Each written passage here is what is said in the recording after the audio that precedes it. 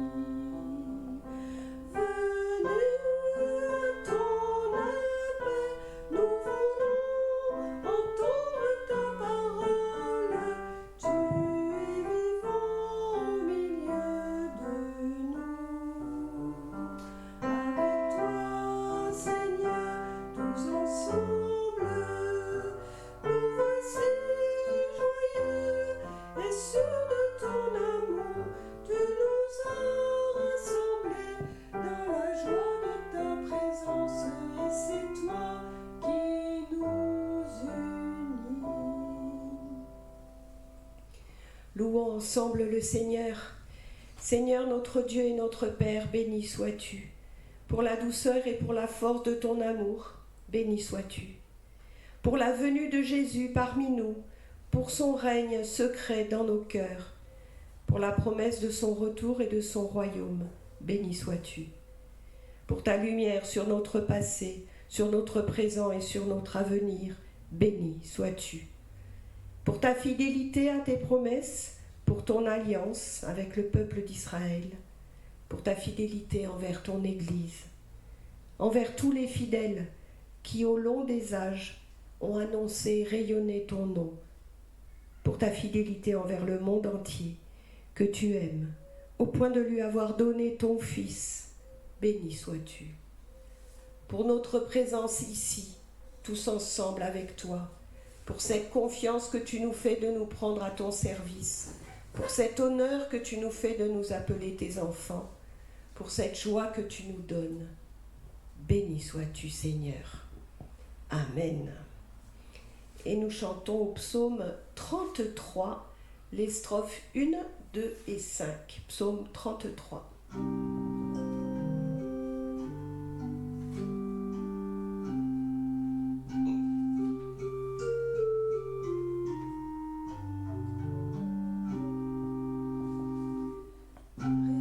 Réjouis-toi.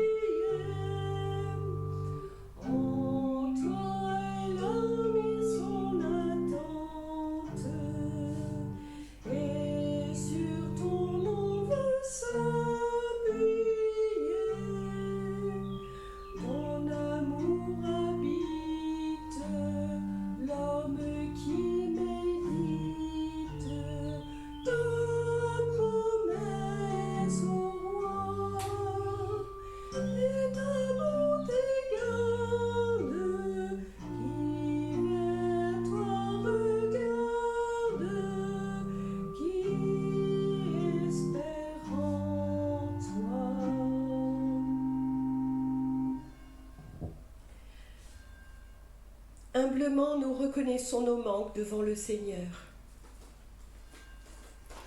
Seigneur, j'écoute l'Évangile me dire que tu as remis tout pouvoir à ton Fils livré pour nous. Mais je confesse combien j'ai de la peine à fonder ma vie sur cette certitude. En effet, bien souvent, je vis comme si les puissances du monde ancien, l'argent, la violence, l'orgueil, n'avaient rien perdu de leur prestige. Je doute de l'attrait souverain que ton amour désarmé peut exercer sur nous.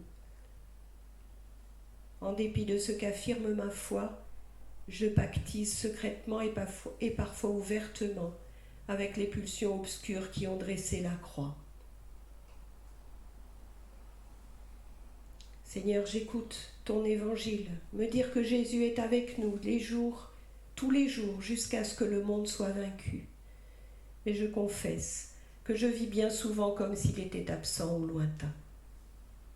Aide-moi, Seigneur, à retrouver ta présence dans chacune des paroles de ton évangile, dans chacune de mes rencontres humaines, dans le partage du pain et du vin quand nous participons à ton repas. Aide-moi à découvrir les signes de ta victoire quand tu agis à travers l'obéissance de tes disciples. Renouvelle-moi, Seigneur, pour ton service. Amen. Et nous chantons au 408 les strophes 1 et 2.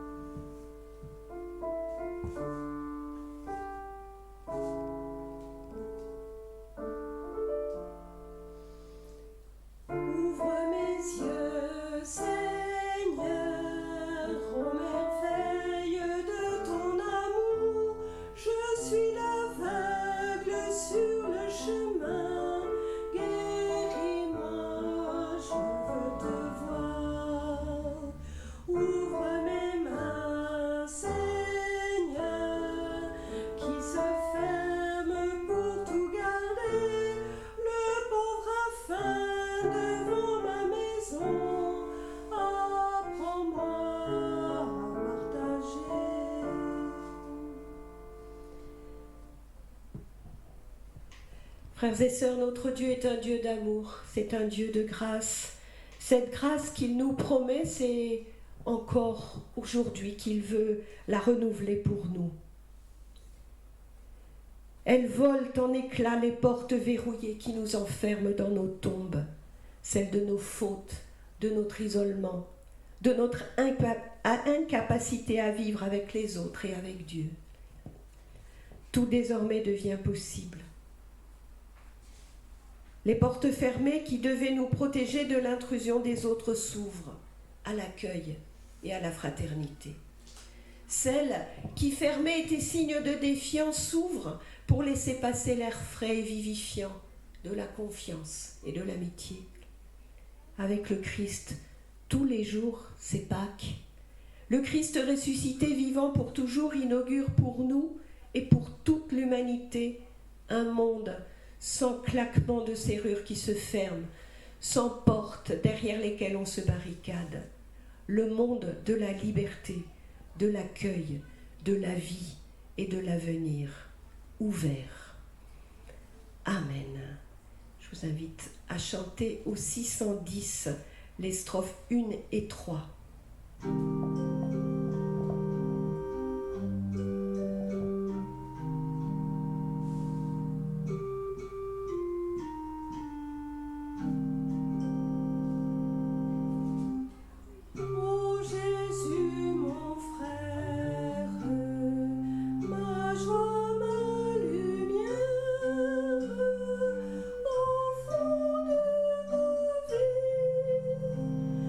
Ta présence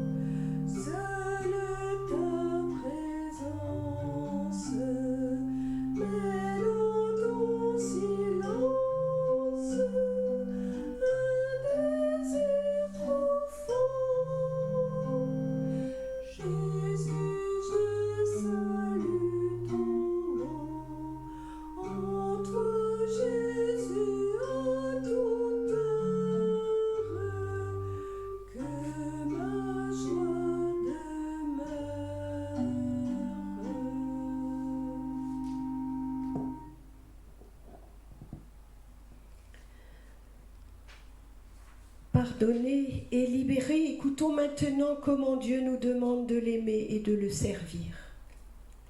Jésus résume la loi en ces termes. Tout ce que vous voulez que les hommes fassent pour vous, faites-le vous-même pour eux. Cela te paraît tout simple, alors vis-le. Tu veux être aimé? Aime ton prochain. Tu veux pouvoir parler? Écoute ton prochain. Tu veux vivre la paix? Apaise ton prochain. Tu veux vivre libre? Libère ton prochain. Tu veux être soutenu? Encourage ton prochain. Tu veux vivre heureux? Réjouis le cœur de ton prochain. Que le Seigneur élargisse notre cœur à l'intelligence de sa loi. Et je vous invite à chanter au 537 les strophes 1, 3 et 4.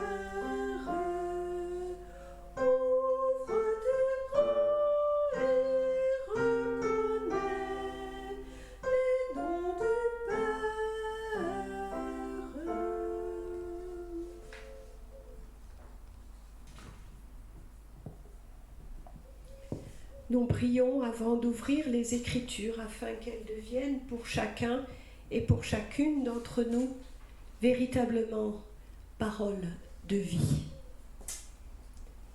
Éternel Dieu, nous tournons vers toi pour que tu nous aides à cheminer. Grâce aux témoignages que nous avons dans la Bible, nous allons pouvoir réfléchir, méditer, afin de mieux te connaître et t'accueillir.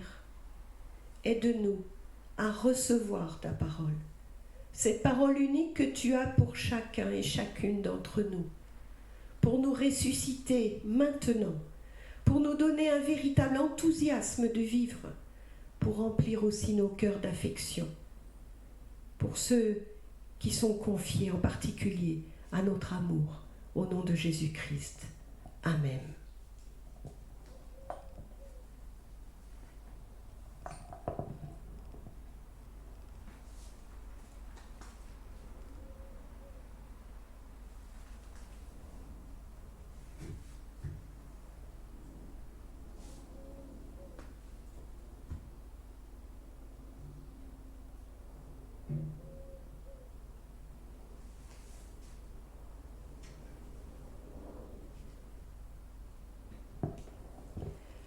Le premier texte qui nous est donné à méditer est dans le livre du Deutéronome, au chapitre 30, les versets 9 à 14. Le Seigneur ton Dieu te comblera de bien en faisant prospérer tout le travail de tes mains, le fruit de ton ventre, le fruit de ton bétail et le fruit de ta terre. Car le Seigneur sera de nouveau content de ton bonheur, comme il était content de celui de tes pères, lorsque tu écouteras le Seigneur ton Dieu, en observant ses commandements et ses prescriptions écrits dans ce livre de la loi, lorsque tu reviendras au Seigneur ton Dieu de tout ton cœur et de toute ton âme. Car ce commandement que j'institue pour toi aujourd'hui n'est pas au-dessus de tes forces, ni hors de ta portée. Il n'est pas dans le ciel pour que tu dises « Qui montera pour nous au ciel afin de nous l'apporter, de nous le faire entendre, pour que nous le mettions en pratique ?» Il n'est pas de l'autre côté de la mer pour que tu dises « Qui passera pour nous de l'autre côté de la mer ?» afin de nous l'apporter, de nous le faire entendre, pour que nous le mettions en pratique. Cette parole, au contraire, est tout près de toi, dans ta bouche et dans ton cœur, afin que tu la mettes en pratique.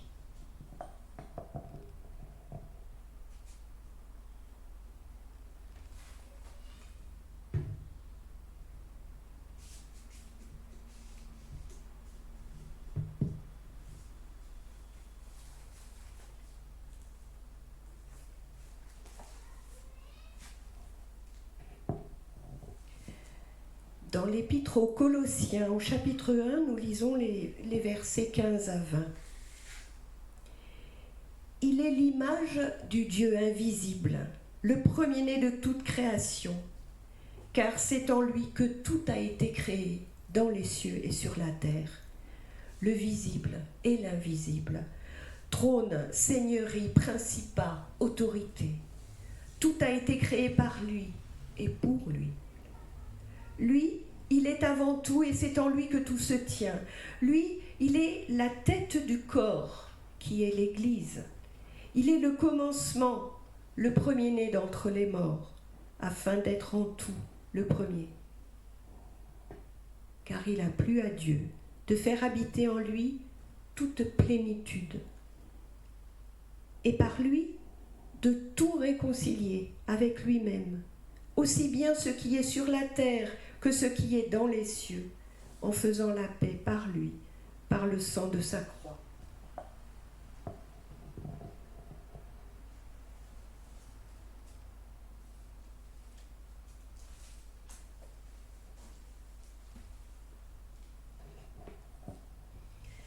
Et enfin, dans l'Évangile selon Luc, au chapitre 10, les versets 25 à 37.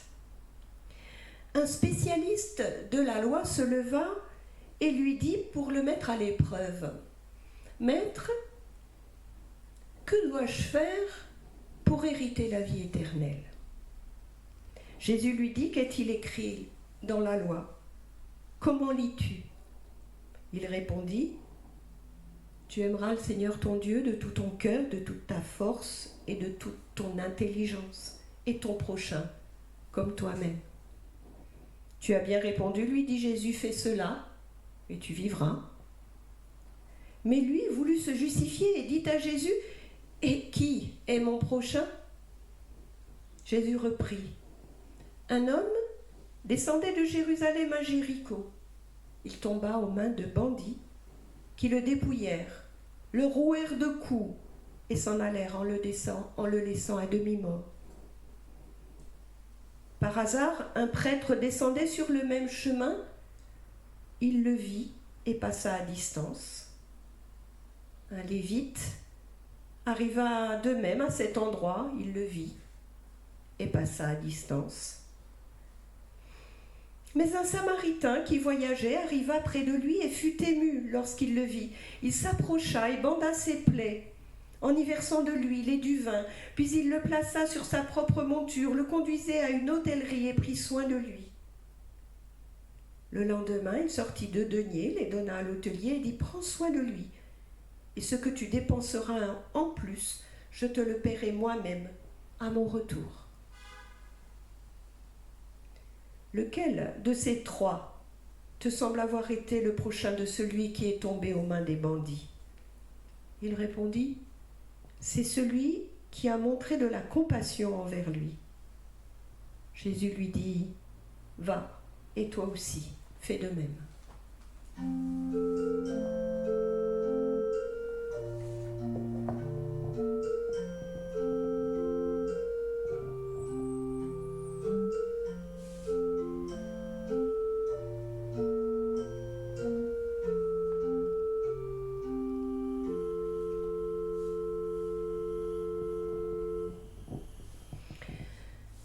Frères et sœurs, le passage que nous avons lu aujourd'hui dans notre évangile est certainement l'un des plus connus, mais aussi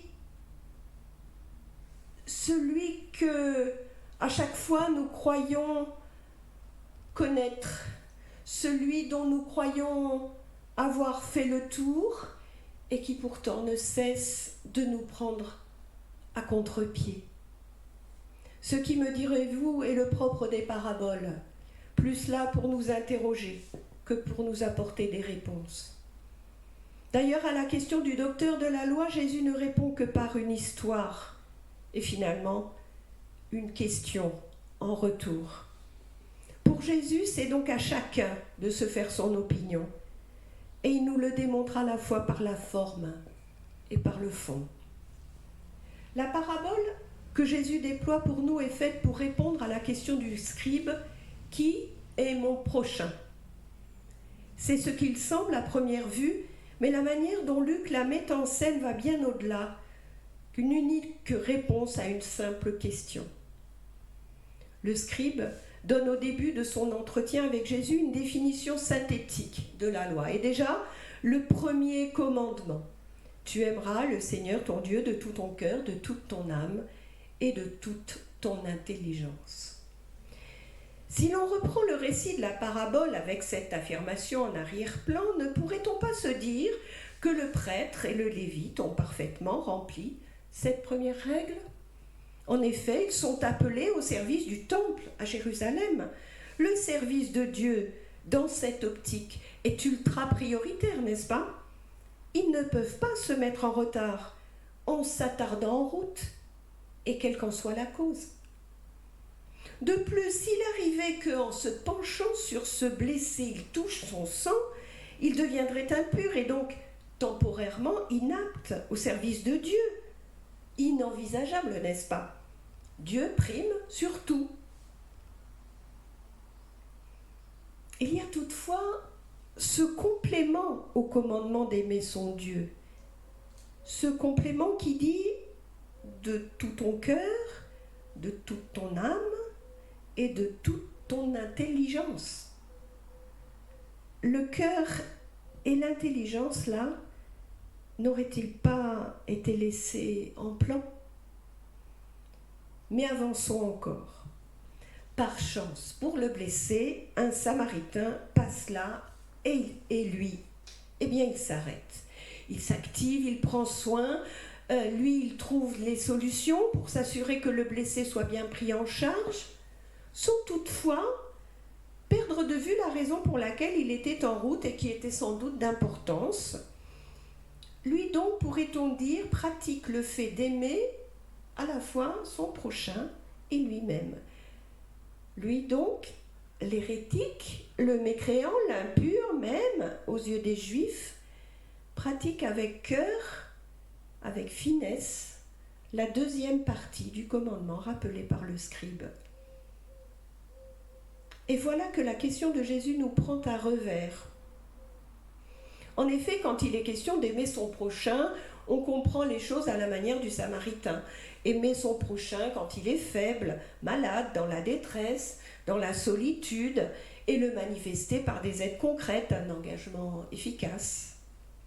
Le prochain, c'est celui qui a besoin de moi, qui va me permettre en retour de me sentir grandi par toutes ces belles et bonnes actions que j'aurai faites pour lui et dont j'espère peut-être la reconnaissance. Mais Jésus pose la question comme à l'envers. De ces trois hommes, qui est le prochain du blessé ? Comment répondre autrement que le scribe ? Vous noterez toutefois que cela lui aurait certainement arraché la bouche de répondre le Samaritain. Comment en effet pourrait-il répondre que le prochain c'est le Samaritain ? Cela aurait trop de conséquences pour lui. Alors il préfère le désigner par ses actes, ce qui est aussi très juste. Ce prochain, c'est celui qui a eu compassion. Mais alors, aimer son prochain, c'est aimer celui qui a eu compassion de moi, de l'autre. Vous voyez bien que Jésus s'amuse à l'envi, à emmêler les définitions, à brouiller les regards. C'est un coup de billard à 5 bandes qui nous laisse pantois. Et on voit poindre l'enjeu. Il s'agit d'aimer de tout ton cœur, de toute ton âme et de toute ton intelligence, non seulement Dieu, mais aussi le prochain que je côtoie. Le prochain qui a besoin de mon aide et à qui je l'accorde volontiers, avec de plus ou moins bonnes raisons, mais je le fais. Mais aussi celui qui m'a apporté son aide, avec toute la difficulté qu'il peut y avoir parfois à se sentir redevable. Et plus complexe encore, aimer celui que je considère comme infréquentable, pour toutes les raisons que je peux y mettre, culturelles, religieuses, sociales, de caractère. En cherchant bien, on trouverait de nombreuses raisons d'exclure de la catégorie enviée de prochain aimable. Vous le voyez bien, la parabole de Jésus ne répond pas de façon simple à une question limitée, mais elle ouvre au contraire largement un horizon que nous ne sommes pas toujours prêts à embrasser du regard et de la pensée. Qui est mon prochain ? Eh bien, c'est une question fondamentale qui doit se poser à nous, si nous voulons pouvoir obéir du mieux possible à ce commandement. Et nous avons vu combien il est facile pour nous de limiter le champ de notre amour en réduisant le nombre des prochains potentiels. Certaines communautés, à certaines époques, et pas seulement les Juifs pour les Samaritains, ont d'ailleurs effectivement circonscrit le nombre de prochains aimables à leurs membres. Encore fallait-il qu'ils entrent véritablement dans le moule. Jésus, dans cette confrontation avec le scribe, refuse d'entrer dans un rapport théorique, où il serait question d'échanger entre rabbis sur ce qu'il convient de croire, de prêcher, d'enseigner. Jésus entre directement dans le dur de la pratique. C'est à cela qu'il nous confronte en nous tendant un récit que nous pouvons retourner sous différents angles et qui ne se laisse pas réduire à nos présupposés.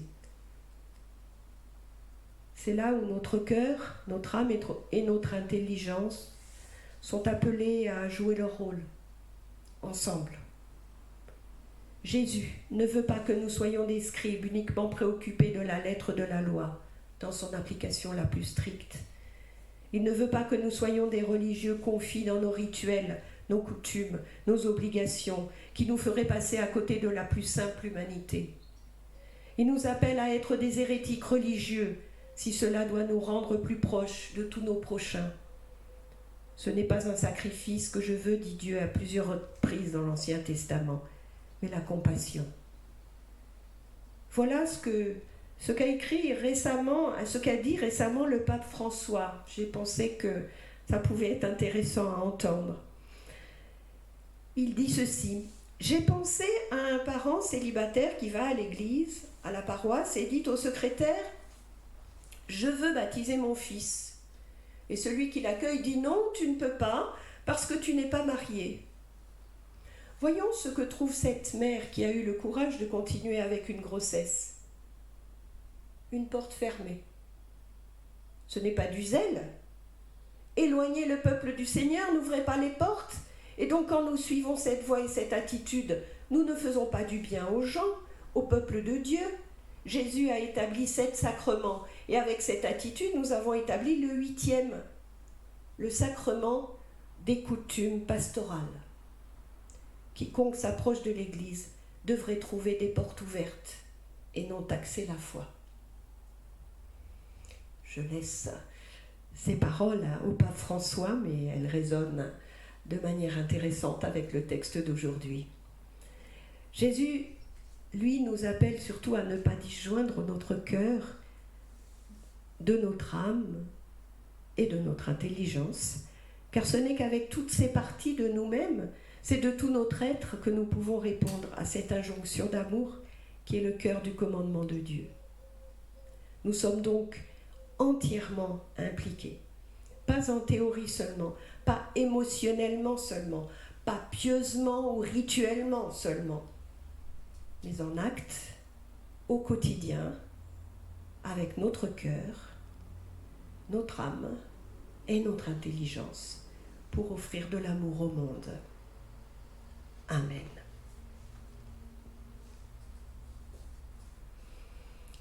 Et je vous invite à chanter au 545.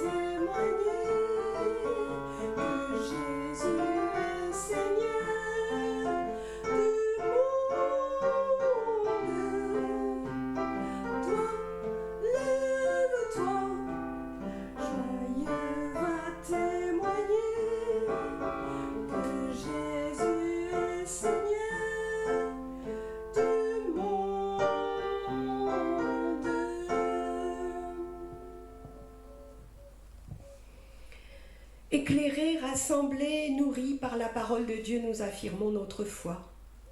Je crois en Dieu, le Seigneur qui est, qui était et qui vient. Je crois que notre histoire habitée, soulevée, fécondée par le Seigneur vivant. Dans sa parole, heureuse nouvelle, dans les signes de l'eau et du pain, dans les cris du pauvre et de l'affamé, dans les gestes du prisonnier et du rejeté, il m'attend, il me parle. Mystérieux visiteur, dont le souffle de vie me fouette le visage.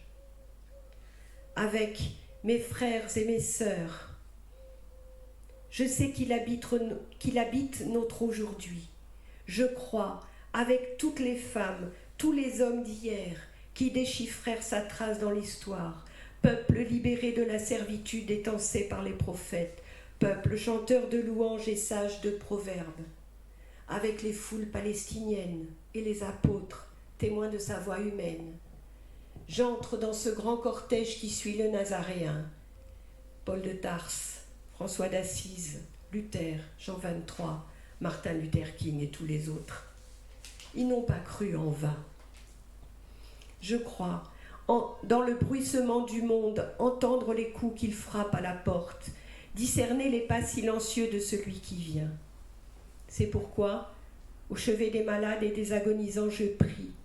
Avec tous les opprimés et les torturés, je crie. Avec tous les passionnés, je cherche. Avec les lutteurs, je milite. Car il vient celui-là qui rompt tous les destins et ouvre les chemins, qui désarme toutes les résignations et suscite les responsabilités, et dont le projet fait pâlir tous les programmes. J'attends le vivant, dont la résurrection a pour nom espérance. Je crois au Seigneur, celui d'aujourd'hui, d'hier et de demain. Amen. Et nous chantons 243, les strophes 1 et 4. 243.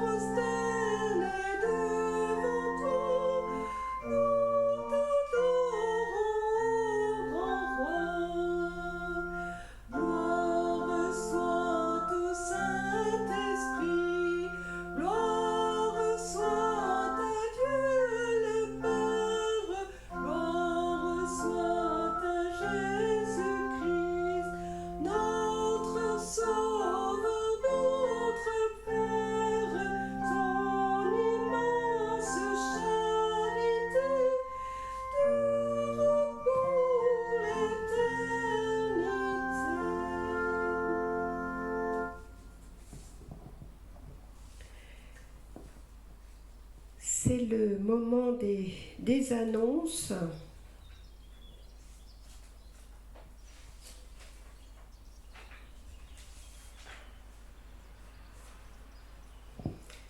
Peu de choses en cette période estivale, sinon rappeler que pendant l'été, donc le culte aura lieu à Bastia tous les dimanches, sauf le 31 juillet, où nous nous retrouvons pour un maximum d'entre nous, je l'espère, à Corté, pour y célébrer 2 confirmations et un baptême. Donc Aurore et Lucie vont faire leur confirmation et Jean-Antoine a demandé le baptême. Pour ce qui est d'Ajaccio, nous aurons aussi la joie d'un autre baptême le 24 juillet à Sainte-Lucie pour Mathéa qui demande le baptême. Donc voilà pour ces quelques annonces de l'été. À Corté, c'est à l'église Saint-Théophile, l'église contemporaine, pas il semblerait qu'il y ait une deuxième petite église Saint-Théophile à Corté, donc l'église contemporaine qui est à la sortie de Corté quand on vient de Bastia, et donc voilà, un peu en retrait par rapport à la route principale, mais vraiment accessible.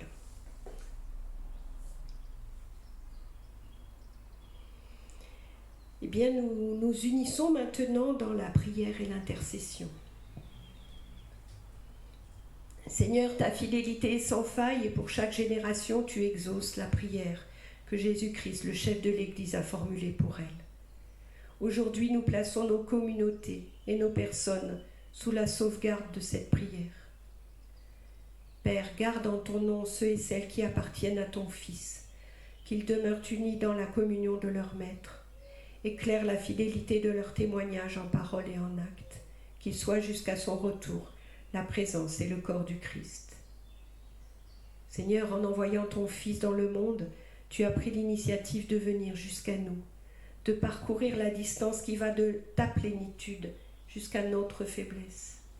Aide-nous, puisque ton Fils lui aussi nous envoie. Aide-nous à vivre entièrement tournés vers les autres. Aide-nous, quoi qu'il arrive dans nos vies, à choisir la vie.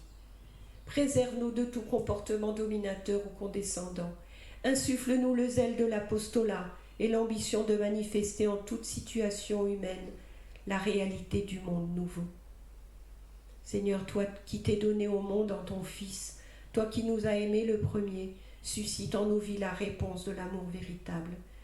Que cet amour nous oriente vers l'amour du prochain et qu'ainsi il évite de n'être qu'une pieuse illusion. Nous te confions les dirigeants de notre monde pour que tu inspires leurs décisions, afin qu'ils ne se détournent pas des plus petits, des plus faibles, mais mettent en œuvre une véritable justice. Nous voulons te remettre dans le secret de nos cœurs celles et ceux auxquels nous pensons tout particulièrement, ceux que nous souhaitons te confier.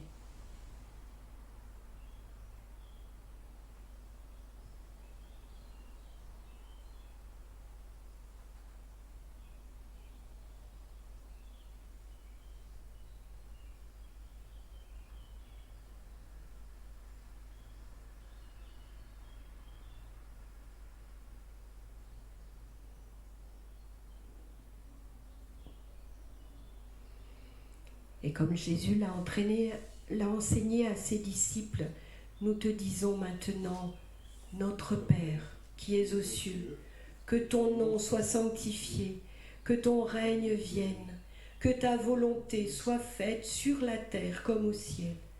Donne-nous aujourd'hui notre pain de ce jour. Pardonne-nous nos offenses, comme nous pardonnons aussi à ceux qui nous ont offensés. Et ne nous laisse pas entrer en tentation, mais délivre-nous du mal. Car c'est à toi qu'appartiennent le règne, la puissance et la gloire pour les siècles des siècles. Amen. Recevons maintenant une dernière exhortation ainsi que la bénédiction de la part de notre Seigneur. Frères et sœurs, il n'y a plus de Christ visible, il n'y a plus de Christ à toucher. Les seules traces à voir et à toucher sont les vivants de chaque temps qui suscitent une terre, où les lépreux et les exclus ont leur place, où la haine ne régit pas les relations, où la bienveillance l'emporte sur le mépris, où le respect empêche la violence, où l'accueil écarte le repli sur soi. Amis, c'est vous qui attestez la vitalité du ressuscité. Alléluia. Allons, et que ce Dieu qui nous aime nous libère et nous garde dans sa paix. Amen. Et nous chantons un dernier chant, 889, les 2 premières strophes.